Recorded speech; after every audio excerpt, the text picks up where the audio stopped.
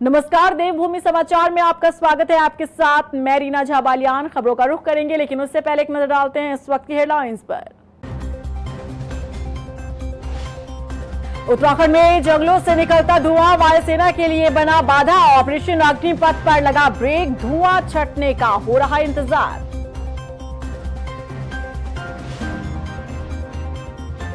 वनाग्नि की घटनाओं को लेकर एक्शन में धामी सरकार। जंगल में आग लगाने वालों पर कार्रवाई की तैयारी, आरोपियों पर लगेगा गैंगस्टर एक्ट। जंगलों में धधक रही आग पर गरमाई सियासत। कांग्रेस ने उठाया विभाग की तैयारियों पर सवाल, कहा मंत्री कर रहे चुनाव प्रचार, राज्य से नहीं कोई सरोकार। राजधानी देहरादून के एक स्कूल में दवा पीने से बिगड़ी 12 बच्चों की तबीयत। आनन फानन में पहुंचाया गया अस्पताल। स्कूल प्रशासन ने दिया तर्क, कैंप लगाकर पिलाई गई बच्चों को दवा। और चलिए बुलेटिन की शुरुआत कर लेते हैं। उत्तराखंड के जंगलों में लगी आग को लेकर अब सूबे की धामी सरकार सख्त नजर आ रही है। वन अग्नि की घटनाओं में शामिल लोगों पर गैंगस्टर एक्ट के तहत कार्रवाई के साथ ही संपत्ति कुर्क करने के निर्देश दिए गए हैं। देखिए रिपोर्ट। वन अग्नि की घटनाओं पर सख्त धामी सरकार। आग पर काबू पाने के लिए टीम तैयार। एक्शन में डीजीपी अभिनव कुमार। आरोपियों पर गैंगस्टर एक्ट के तहत होगा प्रहार। इन दिनों उत्तराखंड के जंगल धधक रहे हैं। मैदान से पहाड़ तक आग का तांडव जारी है। अब तक 900 से अधिक वन अग्नि की घटनाएं हो चुकी हैं, तो वहीं इस घटना में 5 लोग दम तोड़ चुके हैं। प्रदेश के बिगड़ते माहौल को देखते हुए अब धामी सरकार एक्शन मोड में दिख रही है। उत्तराखंड में वन अग्नि की घटनाओं को लेकर मुख्यमंत्री पुष्कर सिंह धामी ने मुख्य सचिव राधा रतूड़ी को निर्देश दिए, जिसके बाद मुख्य सचिव ने अधिकारियों के साथ बैठक की। पराली जलाने पर रोक लगाने का फैसला लिया गया। आपदा मद से सभी जिलों को बजट भी जारी किया गया। वहीं छोटे वाटर टैंक के जरिए आग बुझाने का काम भी किया जाएगा। बता दें कि पौड़ी और अल्मोड़ा जिले में सबसे ज्यादा हालात खराब हैं, जिसको देखते हुए आग बुझाने के लिए एनडीआरएफ की मदद ली जा रही है। वन अग्नि की जो विकराल समस्या हो रही है उत्तराखंड में, इसको रोकने के लिए क्या क्या कार्रवाई होनी है, उस पे भी हम लोगों ने एक एक्शन प्लान बना लिया है। तो यही अब सारे विभाग इसी प्रकार से सब एक साथ मिलकर काम करेंगे। डिजास्टर मैनेजमेंट डिपार्टमेंट, जो आपदा प्रबंधन विभाग में, इसके लिए बजट भी उपलब्ध है, जो सभी जिलाधिकारियों को दे दिया गया है। और जिलाधिकारियों की पूरी टीम डिस्ट्रिक्ट आपदा प्रबंधन अधिकारी के साथ, डीएफओज के साथ, पुलिस अधिकारियों के साथ, फायर वॉचर्स लगे हुए हैं सब जगह। वो सब जगह जाके वन अग्नि बुझाने का प्रयास कर रहे हैं। इसमें और जो एडिशनल युवक मंगल दल, महिला मंगल दल, महिला स्वयं सहायता समूह और जितने भी पीएससी के जवान, होमगार्ड्स, पीआरडी, सबको लगाया जाएगा। जितने भी इसमें मानव संसाधन जितना भी मिलेगा, इन सबको लगाया जाएगा कि जहां भी आग लग रही है वो जाके वन अग्नि बुझाएंगे। इसके लिए हम लोगों ने ये भी आज चर्चा करी है कि छोटे साइज के वाटर टैंकर्स भी आपदा प्रबंधन विभाग द्वारा क्रय किए जाएंगे, जो पहाड़ में जा सकते हैं। जो आग बुझाने में भी छोटे साइज के वाटर टैंकर्स और उसमें पंप लगा के उसको यूज किया जाएगा। वहीं डीजीपी अभिनव कुमार ने भी वन अग्नि घटनाओं को लेकर सख्ती दिखाई है। पुलिस द्वारा ऐसे लोगों पर सख्त नजर रखी जा रही है जो लोग वन अग्नि की घटनाओं में लिप्त पाए जाएंगे। उन पर गैंगस्टर एक्ट के तहत मुकदमा दर्ज किया जाएगा और उनकी संपत्ति कुर्क की जाएगी। पुलिस विभाग की तरफ से जो होने वाली कार्रवाई है वो मेन हम लोगों ने चिन्हित कर लिया है कि कौन से ऐसे क्षेत्र हैं जहां पर लगातार ये वनाग्नि की समस्या बनी हुई है, और उस क्षेत्र में हमारे वन विभाग के अधिकारी, स्थानीय उप जिलाधिकारी और स्थानीय पुलिस की संयुक्त टीम वहाँ जो भी लोग वहाँ पर वनाग्नि लगाने के लिए दोषी पाए जाते हैं, चाहे जानबूझ के या लापरवाही से, उनके खिलाफ कार्रवाई करने के लिए हमने एक एसओपी बनाई है। उसमें फॉरेस्ट एक्ट में और वाइल्ड लाइफ एक्ट में पहले हम उनके खिलाफ केस रजिस्टर करेंगे, और उसके बाद जो पुराना damage to public properties act है, और जो हमारा अभी हाल ही में उत्तराखंड में जो हमने पब्लिक और प्राइवेट प्रॉपर्टी को क्षति पहुंचाने पर जो मुआवजे का हमने प्रावधान किया है, उसके तहत भी उनके खिलाफ कार्रवाई की जाएगी। बता दें कि प्रदेश में वन अग्नि की बढ़ती घटनाओं को देखते हुए सूबे के मुखिया पुष्कर सिंह धामी अपने पहले से ही तय कार्यक्रम को स्थगित कर दून पहुंच रहे हैं। बुधवार को सीएम सचिवालय में वनाग्नि की रोकथाम के लिए समीक्षा करेंगे। दरअसल इस वक्त उत्तराखंड के जंगलों में लगी आग वन विभाग के लिए बड़ी चुनौती है। इसके साथ फायर सीजन की तैयारी को लेकर ही सवाल दागे जा रहे हैं। ऐसे में इस हालात पर काबू पाना सरकार के लिए प्राथमिकता है। यही कारण है कि दूसरे राज्यों में चुनाव प्रचार में अपने तय प्रोग्राम को बीच में छोड़ सीएम धामी उत्तराखंड लौट रहे हैं। अब देखना होगा कि हालात पर किस तरह से काबू पाया जाता है। एक तरफ जहां उत्तराखंड के जंगलों की आग भड़क रही है, तो वहीं दूसरी तरफ इस मुद्दे पर सियासत भी गर्माती दिख रही है।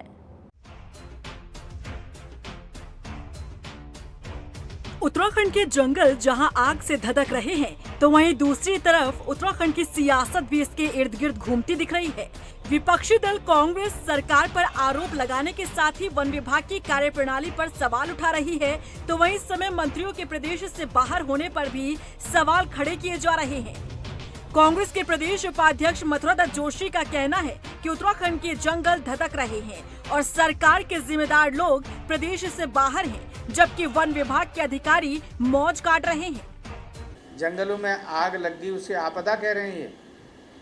किसने लगाई आग, इसकी जांच करने के बजाय, अपनी गलती स्वीकार करने के बजाय पूरी सरकार चुनाव में मस्त है, अधिकारी मौज मस्ती में व्यस्त हैं। कोई ध्यान देने वाला है इस प्रदेश में? क्यों नहीं समय पर कहा? जब पहली आग लगी थी वहाँ के फॉरेस्ट गार्ड को या उस डिवीज़न के डीएफओ को क्यों नहीं सस्पेंड किया? क्यों नहीं उसका जवाब तलब किया गया? बहानेबाजी करती है सरकार और भारतीय जनता पार्टी के नेता अपनी ही सरकार को बचाने का प्रयास करते हैं गलत कामों के लिए। उत्तराखंड के जंगलों में आग लगने से अब तक 5 लोगों की मौत हो चुकी है, जबकि 4 लोग घायल हैं। 1200 से ज्यादा हेक्टेयर जंगल को नुकसान पहुंचा है। इसके बावजूद भी उत्तराखंड में सियासत और वार पलटवार जारी है। कांग्रेस के आरोपों पर बीजेपी का कहना है कि कांग्रेस हमेशा मुश्किल घड़ी में अवसर ढूंढने का काम करती है। देखिए, कांग्रेस का काम बयानबाजी करना है और कांग्रेस का काम तो आपदा में अवसर ढूंढना ही है। जब हमें याद होगा कि कोरोना की वैश्विक महामारी आई तो कांग्रेस के नेता क्या कर रहे थे? तमाम नेता लॉकडाउन थे, तमाम नेता अपने घरों के अंदर से केवल और केवल फॉक्सिंग कर रहे थे, बयानबाजी कर रहे थे। आज भी उनका यही काम है। कांग्रेस केवल आज बयानवीरों की पार्टी रह गई है। कांग्रेस के अंदर कोई राह नहीं है। और उत्तराखंड के अंदर तो कांग्रेस के हालात आपने देख ली हैं कि तमाम जो बड़े नेता हैं सब भारतीय जनता पार्टी में शामिल हो गए। उनके पास न नेता है, न उनके पास कोई नेतृत्व बचा है। इस प्रकार की बयानबाजी करते हैं। कुल मिलाकर देखें तो उत्तराखंड में जहां एक तरफ आग पर काबू पाने के लिए मशक्कत की जा रही है और एनडीआरएफ तक मैदान में उतर चुकी है, हेलीकॉप्टर से आग बुझाने का काम भी किया जा रहा है, तो वहीं दूसरी तरफ इस मुद्दे को लेकर सियासत गर्माती नजर आ रही है। पौड़ी जिले में जंगल की आग बेकाबू हो रही है। जिले में अब तक 150 से ज्यादा वनाग्नि की घटनाएं घट चुकी हैं, जिससे 100 हेक्टेयर से ज्यादा का जंगल और लाखों रुपए की वन संपदा स्वाहा हो चुकी है। हालांकि जंगल की आग पर काबू पाने के लिए वायुसेना की मदद ली जा रही है, लेकिन वायुसेना के ऑपरेशन अग्निपथ के सामने धुआं बाधा बन रहा है। आपको बता दें कि विजिबिलिटी कम होने की वजह से ऑपरेशन को रोकना पड़ा है। बता दें कि वायुसेना को धुआं छटने का इंतजार है। लार्ज फायर्स का जो नंबर डीएफओ साहब द्वारा बताया गया वो 5 लार्ज फायर अभी भी हैं। अद्वानी और पाबो और कुछ पर्टिकुलर लोकेशन है, मांडाखाल भी उसमें शामिल है। और चूंकि कॉन्टिन्यूसली स्मॉग होने के कारण या बहुत ज़्यादा धुआं होने के कारण हमारा इंडियन एयरफोर्स का जो चॉपर है अभी वेट कर रहा है स्टैंड बाय पोजीशन में, और जैसे ही क्लैरिटी मिलती है उसके बाद में हम फायर के लिए जो भी एफर्ट्स होंगे वो करेंगे। उत्तराखंड की राजधानी देहरादून से हैरान कर देने वाला मामला सामने आया है। यहां एक स्कूल में बच्चों को जो दवाई पिलाई गई, इस दवाई की डोज लेने के बाद 12 बच्चे बीमार हो गए, जिन्हें आनन फानन में अस्पताल में भर्ती कराया गया। दून में दवाई पीने से बच्चे हुए बीमार। स्कूल में बच्चों को दी गई थी दवाई की डोज। दवाई पीते ही दिखा साइड इफेक्ट। राजधानी देहरादून से हैरान और परेशान कर देने वाला मामला सामने आया है। यहाँ एक स्कूल में कैंप लगाया गया जहाँ स्कूल के बच्चों को दवाई पिलाई गई, लेकिन हैरानी की बात यह है कि जैसे ही बच्चों को दवाई की डोज दी गई, बच्चों में इसका साइड इफेक्ट दिखने लगा और 12 बच्चे बीमार पड़ गए, जिन्हें आनन फानन में अस्पताल पहुँचाया गया। इन्हें कोई ड्रॉप पिलाई गई है जिससे बच्चों को थोड़ा सा उल्टी, फोलिक एसिड है कोई, जिससे बच्चों को उल्टी और क्या कहते हैं पेट में दर्द हो गया। उसके बाद बच्चों को फिर यहाँ पर हॉस्पिटल लाया गया। उनके बाद इन्हें इंजेक्शन ट्रीटमेंट हुआ, इंजेक्शन दिया गया और उनके बाद बच्चे जो हैं थोड़ा ठीक है, सही है। पहले कोई साथ तो कोई हमारा कर सक नहीं सकता। हाँ, नहीं, हमारा पोता पढ़ता है इसी स्कूल में और हमारे क्या कहे देवर का पोता भी पढ़ते, बच्चे बहुत पढ़ते, मोहल्ले वाले बहुत सालों से पढ़ रहे, मगर ऐसे नहीं कभी हुआ। और ये पता नहीं आज कैसे हो गया। सारे आदमी घबरा गए, पानी बच्चों को देख देख हम पर दुखी नहीं होंगे क्या? सर होप अकेडमी में पढ़ते थे सारे बच्चे, इनको 11 बजे के आसपास फॉलिक एसिड पिलाया गया है। जिनके बच्चों को भी उल्टियाँ और पेट में दर्द हो गए, आनंद फानन में सारे घर वाले आए, फिर इनको यहाँ पे लेके आए। अब इनको दून अस्पताल में इनका ट्रीटमेंट हुआ है, अब थोड़े बहुत बच्चे ठीक हैं। अब बता दें कि बच्चों को दून अस्पताल में भर्ती कराया गया। अस्पताल के emergency incharge doctor Mukesh Upadhyay का कहना है कि कैंप के माध्यम से बच्चों को आयरन फॉलिक एसिड की डोज दी गई थी, जिसके बाद बच्चों में पेट दर्द और वॉमिटिंग की शिकायत होने लगी। फिलहाल बच्चे स्टेबल हैं। हमारे पास बच्चे आए हैं, ये आयरन फोलिक का सिरप इनके यहाँ पे कोई कैंप हुआ है, वहाँ पे दिया गया है इनको। बच्चे आए हैं, पेट दर्द, वॉमिटिंग और नोशिया करके आए थे। अभी स्टेबल हैं सारे और मतलब ऐसा कुछ मेजर नहीं था, को प्राइमरी ट्रीटमेंट देके भेज दिया गया। क्यों रिएक्ट कर रही है दवाई? मैम, ये एक दवा का साइड इफ़ेक्ट होता है अपने आप में, कुछ लोगों में होता है, कुछ में नहीं होता है। ये वहीं स्कूल की प्रिंसिपल का कहना है कि 3 दिन पहले एक कैंप लगा था, जिसमें बच्चों के लिए आयरन फॉलिक एसिड उपलब्ध कराई गई थी। आज सुबह बच्चे जब स्कूल आए तो कमेटी की हेल्थ वर्कर मैडम ने बच्चों को दवाई दी और बहुत कम मात्रा में ये दवाई पिलाई गई। सुबह जो है बच्चे स्कूल आए थे और इससे पहले 3 दिन पहले एक कैंप हुआ था और वहाँ कैंप में उन्होंने हमें ये फॉलिक एसिड आयरन हमको दिया और बोला कि ये आप लोग बच्चों को पिला देना। तो आज हमारी जो कम्युनिटी हेल्थ वर्कर मैम है, उन्होंने बच्चों को जाकर के दवाई दी और बहुत कम मात्रा में पिलाई, हाफ स्पून दिया। और बाद जब दवाई देने के कुछ देर के बाद सभी बच्चे नहीं, केवल 10 से 15 बच्चे थे जिनको लगा कि उनके पेट में दर्द हो रहा है या फिर उनको वॉमिट हो रही है और पेट दर्द की शिकायत थी। हम लोग उनको तुरंत अपने स्टाफ के साथ में दून हॉस्पिटल ले गए, जहां उनको फर्स्ट एड दिया गया। वहां के चिकित्सकों ने देखा और काफ़ी देर बच्चे वहां पे रहे और उसके बाद उनको वहां से छुट्टी। बच्चों का हालचाल जानने पूर्व मेयर सुनील उनियाल गामा और कांग्रेस पार्टी के प्रदेश उपाध्यक्ष सूर्यकांत धस्माना भी अस्पताल पहुंचे और डॉक्टरों से बच्चों के स्वास्थ्य के बारे में जानकारी ली। देखिए, होप प्रोजेक्ट स्कूल है रेस्ट कैंप मद्रासी कॉलोनी में। वहाँ आज सुबह बच्चों को आयरन फॉलिक सिरप पिलाया गया। आयरन फॉलिक सिरप पिलाते ही करीब 20-25 बच्चों को वो रिएक्ट कर गया। बच्चों को उल्टी होने लगी, पेट में दर्द होने लगा और अजीब सी बेचैनी होने लगी। मुझे हमारे पूर्व पार्षद अनूप कपूर और हमारे पार्टी के साथी आदर्श सूद, इन्होंने सूचना दी, उसी के माध्यम से मैंने आप लोगों को भी सूचना दी और मैं तत्काल यहाँ पर पहुँचा। मैंने डॉक्टर सियाना से और डॉक्टर से बात करी। यहाँ पहुँच करके जो इनका इलाज था, इनको इंजेक्टिवाइज कुछ इंजेक्शंस लगाए, कुछ दवाएं दी गई और लगभग आधा पौना घंटा हो गया इनको ऑब्जर्वेशन में रखा गया था। अब बच्चों की स्थिति सामान्य हो गई है। फिलहाल बच्चे स्टेबल बताए जा रहे हैं, लेकिन जिस तरह से दवाई का रिएक्शन सामने आया है, ऐसे में ये घटना आगे भविष्य में लगने वाले कैंप को लेकर संदेह पैदा करती है। उधर अल्मोड़ा में शिक्षा विभाग ने जिले के सभी सरकारी और अर्ध सरकारी और सहायता प्राप्त स्कूलों के प्रधानाचार्य और प्रभारी प्रिंसिपल के साथ बैठक की। इस बैठक में शैक्षणिक स्तर को बेहतर बनाने के साथ ही विद्यार्थियों के साथ शिक्षकों के अच्छे तालमेल को लेकर चर्चा हुई। इसके अलावा तकनीकी शिक्षा को बढ़ावा देने और छात्रों की संख्या बढ़ाए जाने पर जोर दिया गया। मुख्य शिक्षा अधिकारी के द्वारा मुख्यतः जो अवकाश के प्रकार हैं उनके बारे में नियमानुसार अवगत कराया गया, किस तरह से कोई अवकाश किसी कर्मचारी को दे होते हैं और विद्यालय में शैक्षिक अभिवृद्धि किस तरह छात्र छात्राओं के साथ व्यवहार किया जाए, किस तरह रिजल्ट को और अच्छा किया जाए, इसके संबंध में चर्चा परिचर्चा हुई है। खबरों में बढ़ते हैं आगे। उधर पौड़ी पुलिस ने भिक्षा नहीं शिक्षा अभियान के तहत 52 बच्चियों का भविष्य संवारने की बीड़ा उठाया है। आपको बता दें कि एडिशनल एसपी जय बलूनी ने बताया कि पुलिस ने जिले में भिक्षावृत्ति और कचरा बीनने का काम करने वाले बच्चों को पहले चिन्हित किया और फिर उनके परिजनों की सहमति के बाद उनका स्कूल में एडमिशन करवाया। उन्होंने बताया कि बच्चे स्कूल में जाने के लिए काफी उत्साहित नजर आए। 31 मार्च तक ऑपरेशन मुक्ति का इसका उद्देश्य था बच्चों को, जो गरीब बच्चे हैं उनको शिक्षा दिलवाना और भिक्षावृत्ति और गुब्बारे बेचने जो भी कार्य करते हैं उनसे हटाकर शिक्षा की ओर लेकर जाना। ये 3 चरणों में चलाया गया था। पहले चरण में बच्चों को चिन्हित किया गया था, दूसरे चरण में जागरूकता अभियान था और तीसरे चरण में बच्चों का विभिन्न विद्यालयों में एडमिशन कराया गया था। तो पौड़ी जनपद पुलिस द्वारा 52 बच्चों का एडमिशन कराया गया है और उनको किताबें और बैग वगैरह भी दिए गए हैं।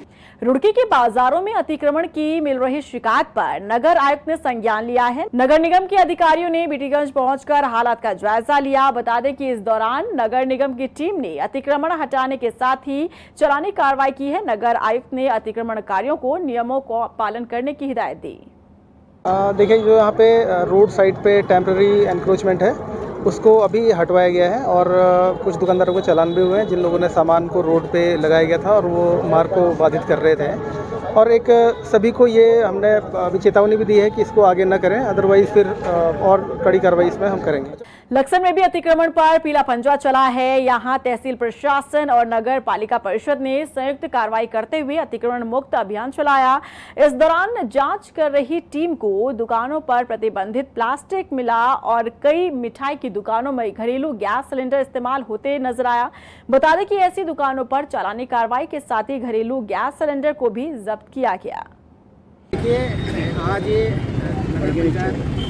नगर पालिका का जो लक्ष्य है और कल हमने नडोरा में भी की थी, सुल्तान में भी की, आज भी दोनों जगह चलती है।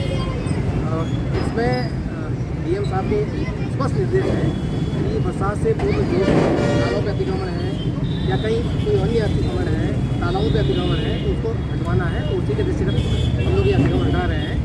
बात अब मौसम की कर लेते हैं। बता दें कि मौसम विभाग ने उत्तराखंड के लिए पूर्वानुमान जारी किया है। मौसम निदेशक विक्रम सिंह ने बताया कि आने वाले दिनों में राज्य के कई जिलों में हल्की मध्यम बारिश हो सकती है। हालांकि 11 मई के बाद प्रदेश भर में बारिश के आसार हैं। बता दें कि मौसम विभाग ने चारधाम यात्रा में आ रहे श्रद्धालुओं को सलाह दी है कि वो गर्म कपड़ों के साथ ही बारिश से बचाव के लिए जरूरी सामान लेकर आए। मैंने बोला हल्की से मध्यम तक की बारिश है 11 तारीख से और 13 तक अगर देखें, और उससे पहले हल्की तक या बहुत हल्की जो एक्टिविटी वो है। लेकिन क्योंकि जो सिस्टम है थोड़ा ईस्ट से आ रहा है और वेस्ट को मूव कर रहा है, तो ईस्टर्ली फ्लो एक बन रहा है, तो उसमें कहीं ना कहीं जो है जो विजिबिलिटी है वो फिर प्रॉब्लम एक होना शुरू हो जाती है। तो चारधाम लोकेशन में मॉर्निंग आवर्स में तो मैं समझता हूँ ठीक है, जो हेली ऑपरेशन है वो चीज़ें हो जाएंगी, लेकिन दिन में शाम में तो इसमें दिक्कत आने वाली है। वहीं उत्तराखंड पुलिस में तैनात दरोगा की बेटी की हत्या के मामले में आरोपी का अब तक कोई सुराग नहीं लग पाया है। दरअसल आरोपी युवक ने युवती की गला रेत कर हत्या कर दी थी। घटना को अंजाम देने के बाद आरोपी चीला नहर में छलांग लगा दी थी उसने। और पुलिस की जांच में अब तक सामने आया कि युवक और युवती एक साथ रायवाला पहुंचे थे। 2 दिन पहले ही आरोपी शैलेंद्र बाजार से चाकू खरीद कर लाया था और रविवार की रात उसने हत्या की घटना को अंजाम दिया। इसमें कल हाईवे पर जो देहरादून और ऋषिकेश का जो हाईवे, वहाँ पर एक अज्ञात युवती की लाश मिली थी। प्रातः में सूचना आई थी और जिसके बाद में आइडेंटिफिकेशन आरती डबराल के नाम से हुआ और जो एक स्टूडेंट भी थी और अपने किसी मित्र के साथ उसको जाना था बर्थडे पार्टी में, और चूंकि वो अपने घर वापस नहीं पहुंची थी, बाद में उसकी शिनाख्त भी हुई। पूरा घटनाक्रम में जब जानकारी मिली तो पता चला कि उसकी गला रेत कर जो है बुलाकर वहां पर बर्थडे के नाम पर एक शैलेंद्र भट्ट नाम का सस्पेक्ट नाम आया था, और जिसके बारे में पता चला कि उसके उसी घटना की रात्रि में ही उसके द्वारा जो है ऋषिकेश में बैराज से छलांग लगा के सुसाइड कर लिया गया। चूँकि इसमें जो उसके दोस्त मित्र थे और जो जहाँ से चाकू लिया गया था, सभी सर्कमस्टांसेस को हमें पता चल गया कि जहाँ से चाकू खरीदा गया था 2 दिन पहले कुछ सीसीटीवी फुटेज मिली जहां लड़का लड़की को साथ जाते हुए स्कूटी पर देखा गया, तो इसका मतलब घटनाक्रम में कोई अन्य शामिल नहीं था। रुड़की के भगवानपुर में कबाड़ के गोदाम में अचानक आग लग गई। देखते ही देखते आग की लपटें बढ़ने लगी। क्षेत्र में मची अफरा तफरी के बाद स्थानीय लोगों ने फायर ब्रिगेड को इसकी सूचना दी। वहीं मौके पर पहुंची फायर ब्रिगेड की टीम ने कड़ी मशक्कत के बाद आग पर काबू पाया। गनीमत रही कि इस हादसे में किसी के हताहत होने की खबर नहीं। गदरपुर में 15वीं बटालियन एनडीआरएफ और राजस्व विभाग के संयुक्त सामुदायिक जागरूकता कार्यक्रम को आयोजित किया गया। इस कार्यक्रम में एनडीआरएफ के जवानों ने आमजन को मानव और प्राकृतिक निर्मित आपदा से बचाव के लिए गुर सिखाए। इंस्पेक्टर लक्ष्मण प्रसाद ने बताया कि मौजूदा हालातों को देखते हुए 15वीं बटालियन एनडीआरएफ और राजस्व विभाग ने ये पहल शुरू की।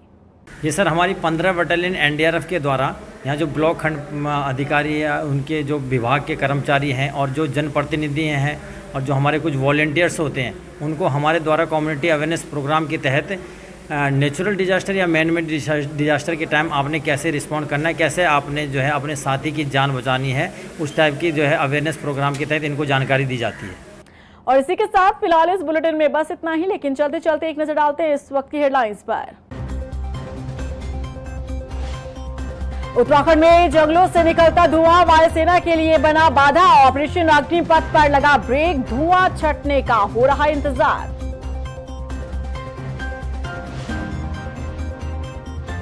वनाग्नि की घटनाओं को लेकर एक्शन में धामी सरकार। जंगल में आग लगाने वालों पर कार्रवाई की तैयारी, आरोपियों पर लगेगा गैंगस्टर एक्ट। जंगलों में धधक रही आग पर गरमाई सियासत। कांग्रेस ने उठाया विभाग की तैयारियों पर सवाल, कहा मंत्री कर रहे चुनाव प्रचार, राज्य से नहीं कोई सरोकार। राजधानी देहरादून के एक स्कूल में दवा पीने से बिगड़ी 12 बच्चों की तबीयत। आनन फानन में पहुंचाया गया अस्पताल। स्कूल प्रशासन ने दिया तर्क, कैंप लगाकर पिलाई गई बच्चों को दवा।